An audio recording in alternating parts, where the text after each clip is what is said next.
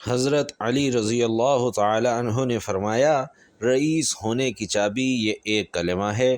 جو شخص جلد سے جلد امیر اور دولت مند ہونا چاہتا ہے، وہ رات کو سونے سے پہلے اس کلمے کی ایک تسبیح کر لے تو اللہ کی رحمت اس کے گھر کو اپنے حصار میں لے لیتی ہے اور رزق دروازے توڑ کر گھر میں آتا ہے۔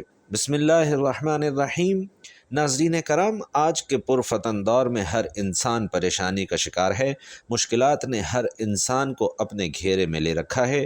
مفلسی، غربت، رزق کی بے برکتی اور رزق کی تنگی زبان زد عام ہے۔ حالات سے پریشان حال لوگ اکثر اوقات اخلاق سے گرے ہوئے اعمال سر انجام دینے پر بھی مجبور ہو جاتے ہیں، اور ظاہر ہے کہ جب انسان کے گھر میں مفلسی نے ڈیرے ڈال رکھے ہوں، غربت اور تنگ دستی نے پریشان کر رکھا ہو، تو انسان کی عقل معاف ہو جاتی ہے اور انسان مختلف دماغی امراض کا شکار ہو جاتا ہے، اور یہ دماغی مرض انسان کو بعض اوقات کسی ایسے گھناؤنے اور خطرناک کام میں پھنسا دیتا ہے کہ انسان کی ساری زندگی ہی تباہ و برباد ہو جاتی ہے۔ اور اس کی ایک بہت بڑی وجہ ہماری دین اسلام سے دوری بھی ہے۔ دین سے دوری انسان کو ڈپریشن اور دماغی مسائل میں مبتلا کر دیتی ہے، جبکہ دین سے وابستگی انسان کو بڑے سے بڑے اور سخت ترین حالات کا مقابلہ کرنے کی ہمت فراہم کر دیتی ہے۔ اللہ پر توکل ہی ہر انسان کی ایسی طاقت ہے جو اسے کسی بھی قسم کے حالات میں ڈولنے نہیں دیتی۔ ہمیشہ انسان کو ہر طرح کے حالات میں دینداری اور توکل علی اللہ سے کام لینا چاہیے۔ اللہ کے پیارے نبی حضرت محمد مصطفیٰ صلی اللہ علیہ وسلم کی تعلیمات اور آپ کی سنت پر عمل پیرا ہونا چاہیے۔ اسی سے ہر طرح کی دنیاوی اور اخروی نجات وابستہ ہے۔ ناظرین کرام، آج کی اس ویڈیو میں ہم آپ کو حضرت علی رضی اللہ تعالی عنہ کی بتائی ہوئی ایسی دعا بتانے والے ہیں جو نبی کریم صلی اللہ علیہ وسلم نے خود حضرت علی کو سکھائی، اور اس دعا کے ذریعے سے انسان کی ہر مشکل پریشانی اور ہر تکلیف تنگی دور ہو جاتی ہے۔ یہ دعا تمام مشکلات کا حل ہے، خاص طور سے رزق کے بند دروازے کھول دیتی ہے۔ اللہ تبارک و تعالیٰ کا اسم اعظم اس دعا میں موجود ہے، اور نبی کریم صلی اللہ علیہ وسلم نے حضرت علی رضی اللہ تعالی عنہ سے فرمایا کہ جب بھی کوئی مصیبت ہو یا کوئی پریشانی ہو تو یہ دعا پڑھ لینا۔ ناظرین، یہ دعا بھی آپ کو بتائیں گے اور اس کا عمل بھی، جس کے ذریعے سے یہ دعا انسان کے لیے رئیس ہونے کی چابی بن جاتی ہے، اور اس کے ساتھ ہی ساتھ حضرت علی رضی اللہ تعالی عنہ کے سکھائے ہوئے چند دوسرے وظائف بھی آپ کی خدمت میں پیش کریں گے۔ نہایت ہی معلوماتی ویڈیو ہے، اس لیے آخر تک ضرور دیکھیے گا، اور اگر ابھی تک آپ نے ہمارے اس اسلامی معلوماتی چینل کو سبسکرائب نہیں کیا تو ابھی سبسکرائب کر لیجئے، کیونکہ ایسے وظائف اور اعمال میں روزانہ کی بنیاد پر آپ سے شیئر کرتا ہوں، اور آپ سے گزارش کروں گا کہ ویڈیو باقاعدہ شروع کرنے سے پہلے کمنٹ میں ایک بار حضور اقدس صلی اللہ علیہ وسلم کی ذات گرامی پر ایک پیارا سا درود صلی اللہ علیہ وسلم لکھ کر ضرور شیئر کر دیجئے۔ ناظرین کرام، حضرت مولا علی کرم اللہ وجہہ اللہ کے ایسے شیر تھے کہ بڑے بڑے ہیبت ناک کفار آپ رضی اللہ تعالی عنہ کا نام سن کر ہی ہیبت زدہ ہو جاتے تھے۔ آپ رضی اللہ تعالی عنہ کی بہادری بے مثال تھی، لیکن اس کے ساتھ ہی ساتھ آپ رضی اللہ تعالی عنہ عقل اور حکمت کا ایسا شاہکار تھے کہ جن کے بارے میں نبی علیہ الصلاۃ والسلام نے خود ارشاد فرمایا تھا، یعنی میں علم کا شہر اور علی اس کا دروازہ ہیں۔ حضرت علی کے عمل سے اخلاص کا طریق سیکھ وہ خدا کے شیر تھے، ان کا ہر فعل نفسانیت سے پاک تھا۔ ایک جنگ میں جب ایک دشمن زد میں آیا تو آپ تلوار سونت کر جھپٹے۔ وہ دشمن، ناظرین، کوئی عام دشمن نہیں بلکہ ایک نامی گرامی پہلوان تھا جسے اپنی طاقت اور زور بازو پر بڑا گھمنڈ تھا۔ جنگ کے دوران جب حضرت علی رضی اللہ تعالی عنہ اس کے مقابل آئے تو آپ نے اسے پچھاڑ کر نیچے گرا دیا۔ اس نے حضرت علی کے چہرے پر نور پر، جو ہر نبی اور ولی کا فخر تھے، تھوک دیا۔ استغفر اللہ، اس نے ایسے چہرے پر تھوکا کہ اگر چاند بھی مقابل آئے تو آپ رضی اللہ تعالی عنہ کے چہرے کے سامنے مان پڑ جائے، مگر حضرت علی اپنا غصہ پی گئے اور اسی وقت تلوار پھینک کر اس کافر پہلوان سے کنارہ کرنے لگے۔ وہ پہلوان آپ کی اس حرکت سے حیران ہو گیا کہ بھلا اظہار عفو اور رحم کا یہ کیا وقت ہے؟ اس نے پوچھا کہ تم نے مجھ پر ابھی تو شمشیر تانی تھی اور ابھی کے ابھی تلوار پھینک کر مجھے چھوڑ دیا، اس کا کیا سبب ہے؟ میری جنگ آزمائی میں تم نے ایسی کیا بات دیکھی کہ مجھ پر غالب آنے کے باوجود بھی مقابلے سے پیچھے ہٹ گئے؟ ناظرین، قربان جائیے، آپ رضی اللہ تعالی عنہ نے فرمایا، میں صرف خدا کے لیے تلوار مارتا ہوں، کیونکہ خدا کا بندہ ہوں، اپنے نفس کا بندہ نہیں ہوں، خدا کا شیر ہوں، خواہشات نفس کا شیر نہیں ہوں، اور یہی میرا عمل میرے دین کا گواہ ہے۔ آپ رضی اللہ تعالی عنہ نے فرمایا، غضب اور غصہ بادشاہوں پر حکمران اور ہمارا غلام ہے، اس لیے غضب اور غصے پر میں نے زین و لگام لگا لی ہے۔ میرے صبر کی تلوار نے میرے غضب اور غصے کی گردن مار دی ہے، اور حق کا غضب بھی مجھ پر رحمت کی طرح چھایا ہوا ہے۔ حضرت محمد صلی اللہ علیہ وسلم نے میرے نوکر کے کان میں فرمایا تھا کہ ایک دن وہ میرا سر تن سے جدا کر دے گا۔ وہ نوکر مجھ سے کہتا رہتا ہے کہ آپ پہلے ہی مجھے قتل کر دیجئے کہ ایسی سنگین خطا مجھ سے سرزد نہ ہونے پائے، مگر میں اسے یہی جواب دیتا ہوں کہ جب میری موت تیرے ہاتھ سے ہونے والی ہے تو میں خدا کے مقابلے میں ہیلا کیوں تراشوں؟ اس طرح میں دن رات اپنے قاتل کو اپنی آنکھوں کے سامنے دیکھتا ہوں، مگر مجھے اس پر غصہ نہیں آتا، کیونکہ آدمی کو جس طرح اپنی جان پیاری ہے، اسی طرح مجھے اپنی موت پیاری ہے، کیونکہ یہی موت میری دوسری زندگی کے ہاتھ میں ہاتھ ڈالے ہوئے ہے۔ بے موت مرنا ہم پر حلال ہے، اور بے سامان جینا ہمارے لیے ذلت ہے۔ ناظرین، پھر حضرت امیر المومنین نے اس پہلوان سے کہا کہ اے جوان، جب کہ جنگ آزمائی کے وقت تو نے میرے منہ پر تھوکا تو میرے نفس کو حرکت ہوئی، اور میری نیت کی غرض و غایت آدھی خدا کے واسطے اور آدھی اپنے نفس کی طرف ہو گئی۔ حالانکہ خدا کے کام میں دوسرے کی شرکت جائز نہیں، تو میرے مالک کے ہاتھ کی بنائی ہوئی صورت ہے، اور تو اس کی ملک ہے، میری نہیں۔ خدا کے نقش کو خدا ہی کے حکم سے توڑنا چاہیے، اور دوست کے شیشے پر اسی کا پتھر مارنا چاہیے۔ اس کافر پہلوان نے جو یہ تقریر سنی تو اس کے دل میں ایک نور پیدا ہو گیا، اور اس نے زنار توڑ ڈالی اور کہا، ہائے افسوس، میں اب تک ظلم کے بیج بو رہا تھا، میں تو تجھے کچھ اور ہی سمجھتا تھا، لیکن تو خدا کا اندازہ لگانے کی نہ صرف ترازو ہے بلکہ ہر ترازو کی ڈنڈی ہے۔ میں اس شمع کی خصلت والے چراغ صلی اللہ علیہ وسلم کا غلام ہوں کہ جس سے تیرے چراغ نے روشنی پائی ہے۔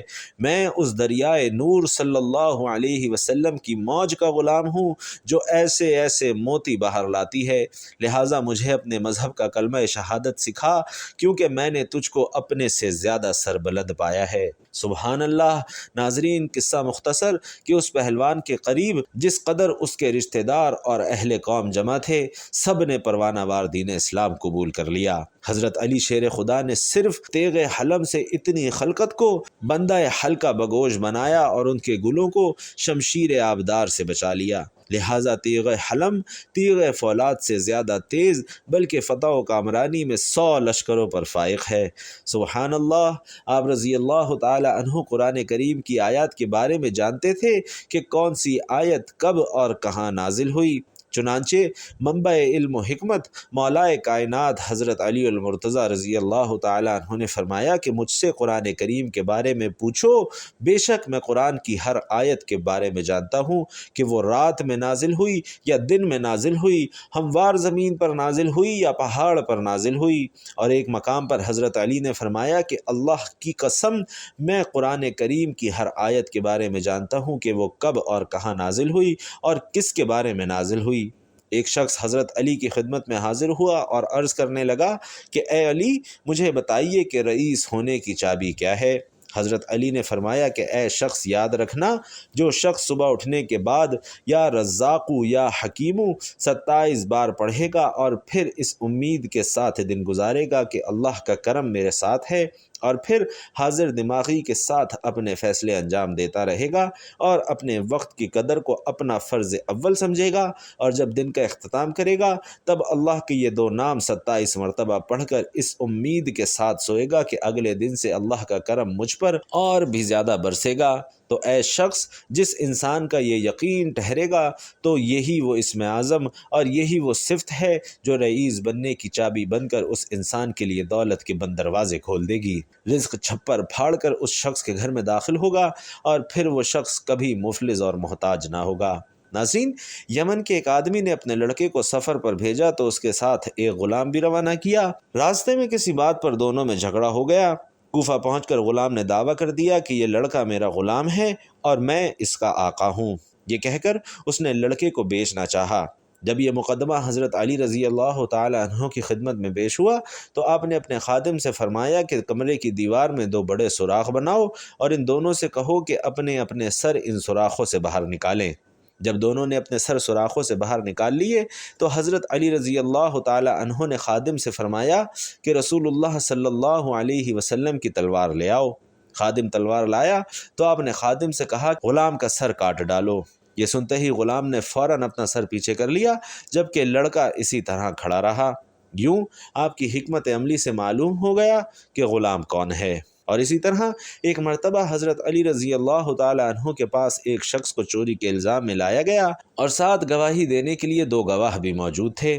حضرت علی دوسرے کام کی طرف متوجہ ہو گئے۔ پھر آپ نے جھوٹے گواہوں کے بارے میں فرمایا کہ جب میرے پاس جھوٹا گواہ آیا تو میں نے اسے سخت سزا دی ہے۔ کچھ دیر بعد آپ نے ان دونوں گواہوں کو طلب کیا تو معلوم ہوا کہ وہ دونوں جھوٹے گواہ پہلے ہی فرار ہو چکے ہیں، لہٰذا آپ نے ملزم کو بری کر دیا۔ ناظرین کرام، حضرت علی کی ذہانت اور علمی قابلیت کے بے شمار واقعات درجنوں تاریخی کتب میں موجود ہیں۔ ایک بار ایک مقروض شخص حضرت علی کے خدمت میں حاضر ہوا اور عرض کیا کہ یا علی، میرا بال بال قرض میں ڈوبا ہوا ہے، مجھے بتائیے کہ میری نجات کا راستہ کیا ہے۔ اس شخص سے حضرت علی رضی اللہ تعالی عنہ نے فرمایا کہ میں تمہیں چند کلمات نہ سکھلا دوں جو رسول صلی اللہ علیہ وسلم نے مجھے سکھلائے کہ اگر تم پر جبل سیر ایک پہاڑ کا نام ہے، اس جتنا قرض بھی ہوگا تو اللہ تمہاری طرف سے ادا کر دے گا۔ تم یوں کہا کرو اللہم اکفنی بحلالک عن حرامک واغننی بفضلک عمن سواک۔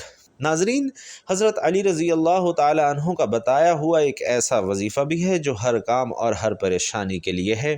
آپ کی جو بھی تکلیف ہے، جو بھی آپ کی پریشانی ہے، ہر پریشانی، ہر تکلیف، ہر مصیبت کو ختم کرنے کے لیے یہ وظیفہ کیا جا سکتا ہے۔ اور اس وظیفے کو اتنی عظمت اس لیے حاصل ہے کہ یہ وظیفہ نبی رحمت صلی اللہ علیہ وسلم نے خود بتایا تھا، جبکہ اس کا بہت بڑا حوالہ اور بہت بڑی دلیل حضرت علی رضی اللہ تعالی عنہ کی ہے۔ حضرت علی فرماتے ہیں کہ نبی کریم صلی اللہ علیہ وسلم کو جب کوئی پریشانی آ جاتی، کوئی بھی تکلیف آپ صلی اللہ علیہ وسلم محسوس کرتے یا حالات کے بگڑنے اور حالات کے خراب ہونے کا آپ کو اندیشہ ہوتا تو آپ صلی اللہ علیہ وسلم یہ وظیفہ بکثرت پڑھتے، یا حی یا قیوم برحمتک استغیث۔ اگر آپ اس کا مطلب اور مفہوم بھی سمجھ لیں تو پھر اس کی طاقت کا اندازہ آپ کو خود بخود ہو جائے گا۔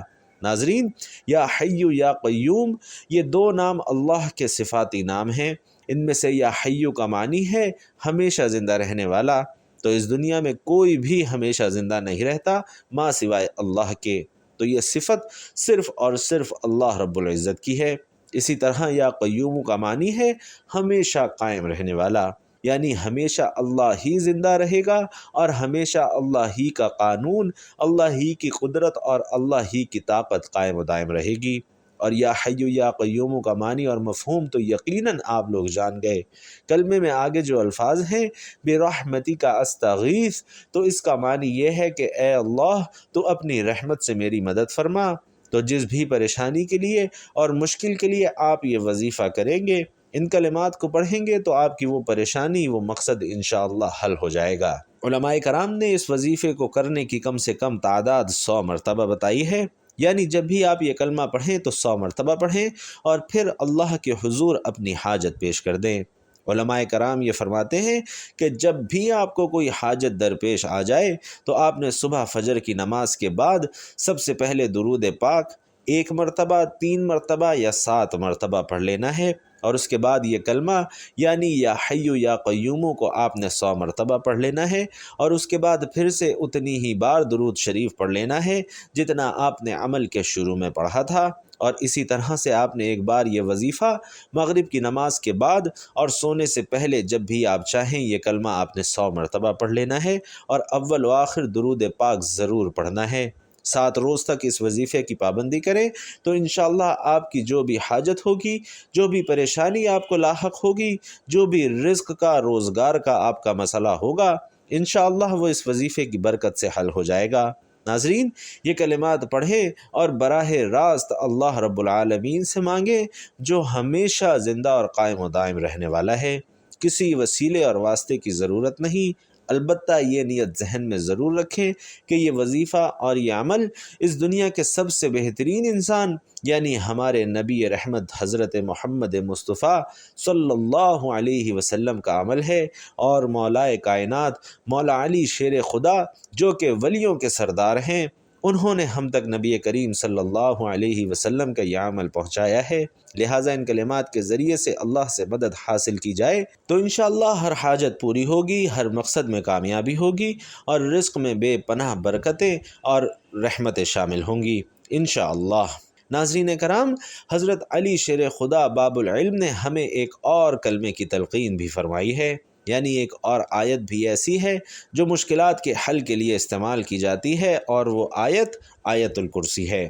نبی کریم صلی اللہ علیہ وسلم نے فرمایا کہ آیت الکرسی اللہ کی حمد و ثنا بیان کرتی ہے۔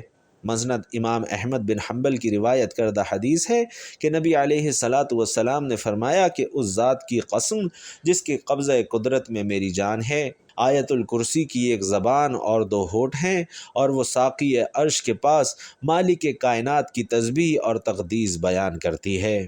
ناظرین، یہ آیت جو سید الآیات ہے وہ اللہ تبارک و تعالی کی تسبیح بیان کر رہی ہے، چنانچہ اللہ کے دو نام حی القیوم اس آیت میں بھی موجود ہیں، یعنی وہی اللہ جو ہمیشہ زندہ اور قائم و دائم رہنے والا ہے، تو وہی حیات بخشتا ہے، وہی بقا بخشتا ہے۔ تو اللہ سبحانہ و تعالی نے آیت الکرسی کو وہ انعام عطا فرمایا کہ آیت الکرسی اللہ کی تسبیح بیان کر رہی ہے۔